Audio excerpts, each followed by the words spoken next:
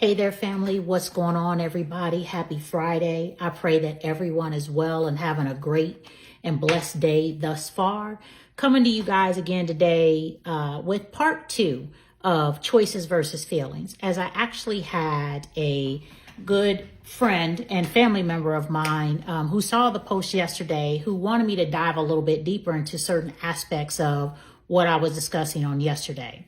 So as I was talking about yesterday, the importance of putting in the work, and that it takes making a choice, right, y'all? That one of the foundational keys or secrets to how my husband and I have been able to remain married, leading a blended family for 20 plus years now, to be 22 years in December. A root cause of that,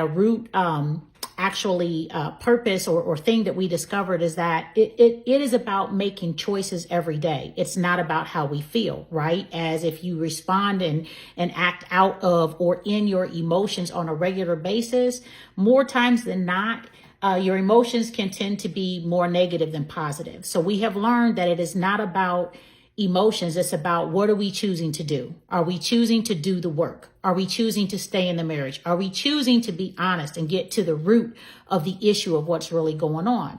And so I want to submit to you all today that the question that was posed to me was, that you're correct. However, it takes two people making the choice to do the work and to stay in the marriage. And indeed, it does, right, y'all? Y'all know that song by Rob Bass, "It Takes Two to Make a Thing Go Right." I'm not going to sing. I'm not a singer, but y'all know what I'm talking about, right?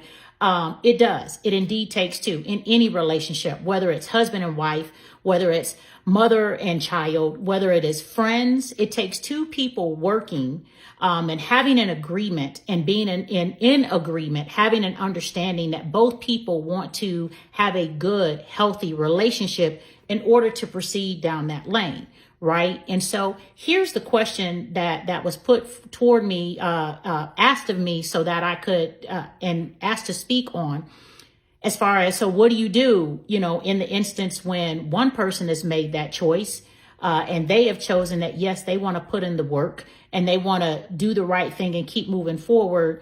What happens when the other person does not? And I will submit to you all that we've been there.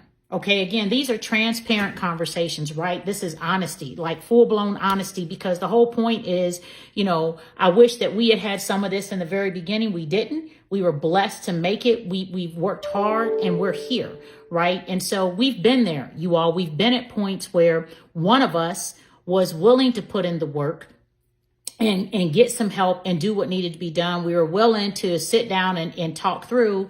And then there's times where the second person, and it's been reverse roles, y'all. There was times when I was ready and my husband was not. There were times when he was ready and I was not. So this is not a one-sided thing, right? And how do we navigate that, you ask? You have to pray and wait. For us, that's been the key, right? And so again, like I said yesterday, I used to think that I needed to talk about everything immediately. I wanted to know everything immediately. And as I have matured, as I have grown, I have discovered I absolutely do not. I do not want to know everything immediately. I don't have to know everything immediately. And I don't have to discuss everything right on the spot. Again, disclaimer, there are certain things I understand are emergent and you absolutely have to address very quickly. But there's many things that you do not. And so in this instance, if you hit a hurdle where there are issues that need to be dealt with, and one person is saying, hey, we need to get some help dealing with this, and the other person is not ready, I would submit that assess the situation and determine, are you able to give a little bit of time and spend some time? Again, for us, we believe in prayer. There's always been a lot of prayer involved, that God would work on the other person's heart and get us to where we were on one accord, at least with being willing to try, at least with being willing to talk to someone professional, y'all, professional counselor, to assist us with navigating and getting through to the other side. To really figure out what's going on and what's the root cause of the issue, and then help us put a strategy and game plan together on how do you get through it? How do you get through to the other side to keep moving, right? And so We have had a real live example where came a time where we were ready to call it quits, y'all. No jokes. Again, it's not that we haven't ever been there. This has not been all, peaches and roses and rainbows and unicorns. Absolutely not. We hit a time where we were ready to call it quits. And I literally said to my husband, we either have to get in counseling or we're not going to make it. And at that time, thank the Lord, thank God for me. He said, okay, fine, whatever, if that's what you want to do. And I said, yes, thank you very much. That's what we're going to do. So I took the window of opportunity. Whether he really meant it or not at the moment didn't matter to me. What mattered was that he said yes. There have been times where his disposition on counseling for various situations in our family, sometimes you're raised old school and whatnot. And y'all know in Black culture, different people feel different ways. People don't think you need therapy. You don't need counseling. I submit, oh, you absolutely do. I think everybody should have therapy and be in counseling because we all have issues. We all have baggage. We all have stuff to unpack. And so when you're looking at how do you get through, what do you do if you hit an impasse, ask the other person to at least be willing to give a shot at getting someone who can help navigate the issues, discuss what's going on.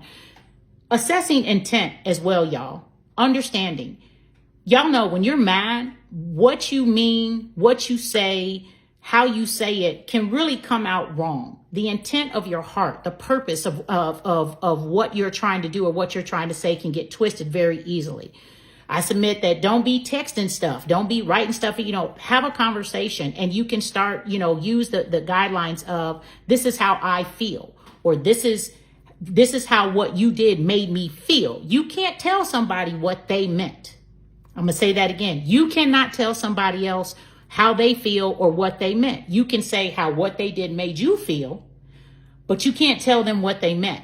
You can ask them, what did you mean by that? Or why did you do that? Because this is how it made me feel.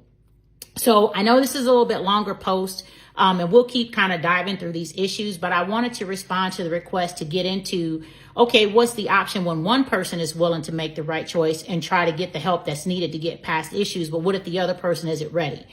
I submit that you sit down and again, adult, responsible, calm conversations to say, listen, we're at a breaking point. I really want this to work. Can we at least try to get some help, try to do counseling so that we can talk through and work through what's going on and be able to get to the other side. So I hope that this has helped and blessed someone on today. You all keep pushing, keep moving. We'll be back with more conversations and talking about our Pickens realities and our blended family truths, as we really want to be able to bless other blended families with navigating issues and share some of the things that have enabled us to be remain a family for now almost going on 22 years. And we just continue to grow healthier and stronger because, y'all, we keep putting in the work. We keep choosing to have the conversations and be real and keep putting in the work. Love y'all. Talk to you later.